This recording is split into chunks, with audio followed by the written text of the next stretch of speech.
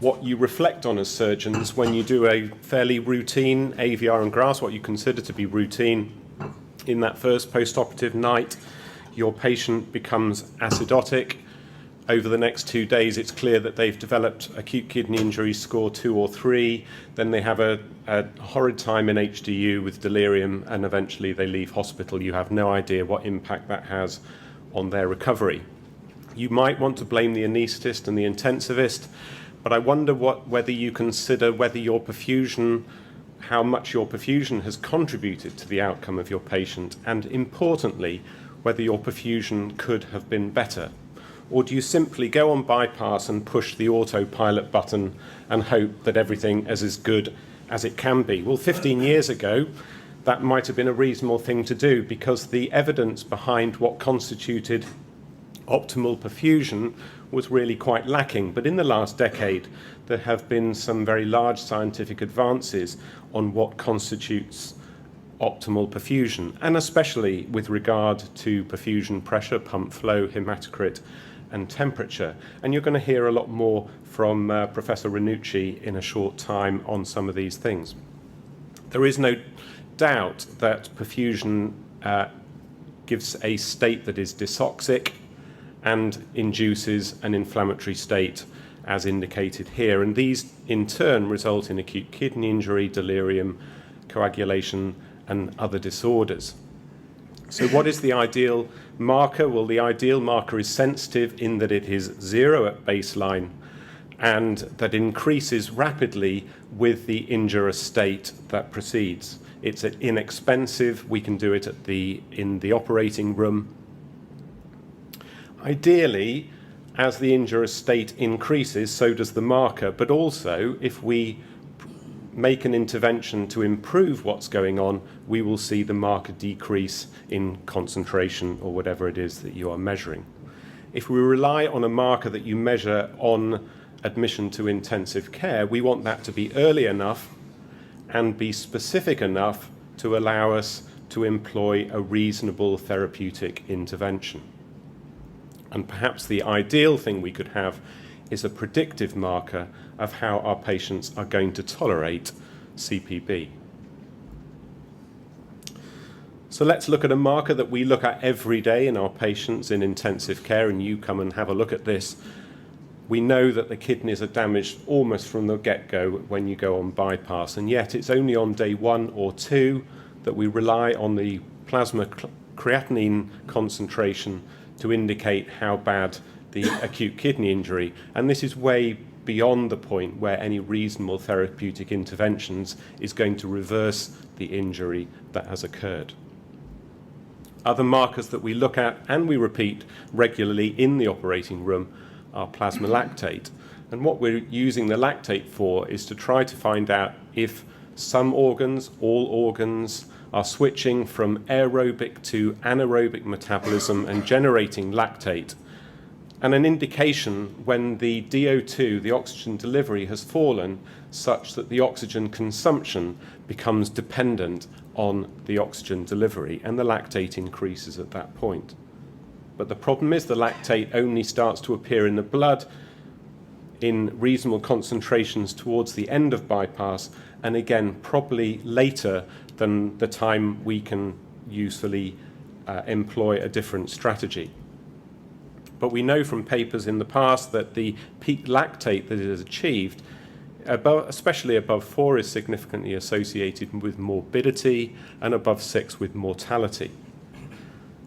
And Professor Ranucci has shown that the peak lactate concentration during bypass is strongly associated with the lowest oxygen delivery during bypass. So why not just simply measure oxygen delivery?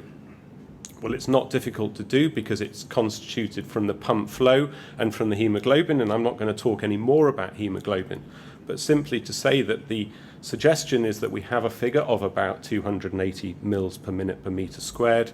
So again, we could perhaps measure a continuous measure of oxygen delivery and make a reasonable therapeutic intervention.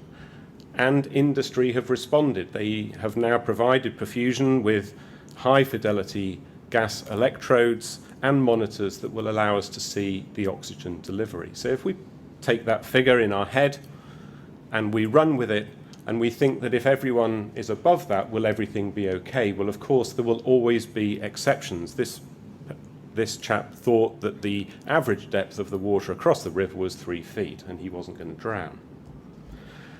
Well, there are lactate electrodes, but these aren't available to us in perfusion, as far as I'm aware. Instead, you can look at other markers of whether the patient is generating lactate, because the lactic acid dissociates with it from its proton.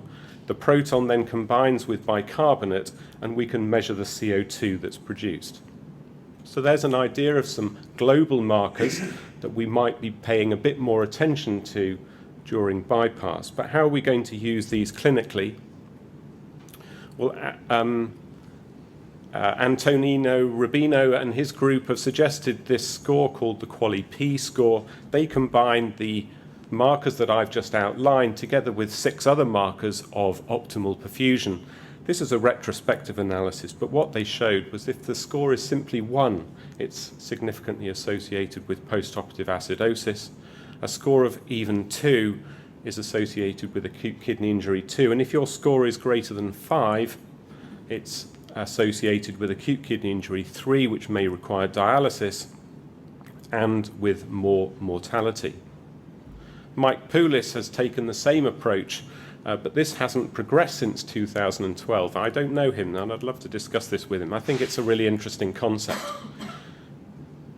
So that on your perfusion record, you can actually record the median and the lowest blood pressure, that is there, but also a value and a calculation of cumulative oxygen debt or maximum oxygen debt during the bypass run.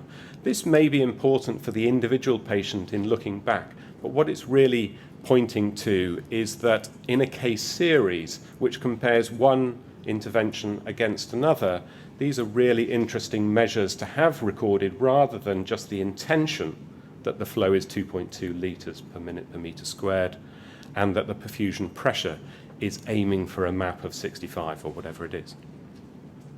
So that's global markers as they exist, and there of course are others.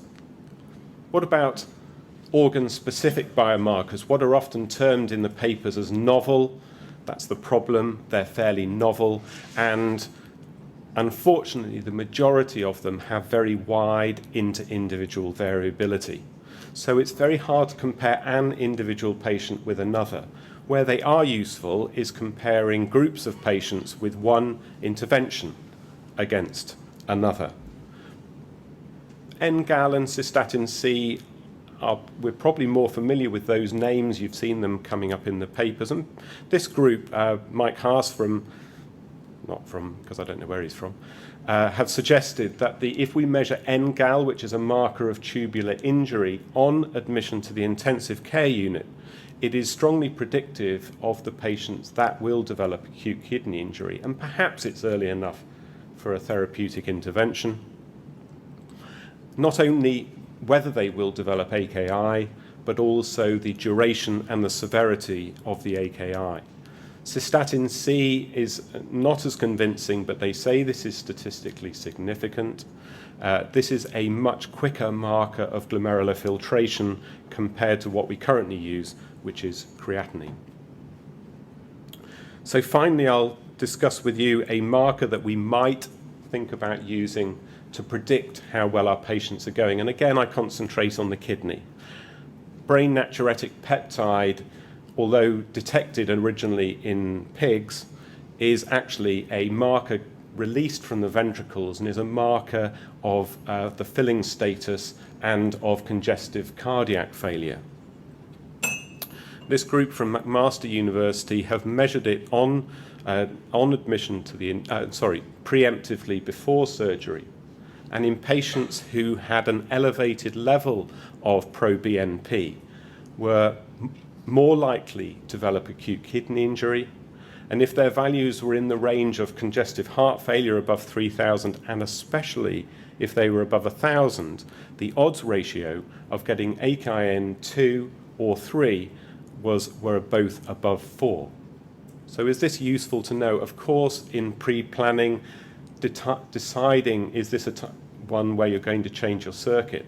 But where I think this actually is pertinent to today's discussion about trials of one bypass circuit versus another, if you have a marker, if this is validated, that shows a population that is 4 times more likely to develop acute kidney injury, your sample size for an interventional study in perfusion will be achievable rather than a pipe dream.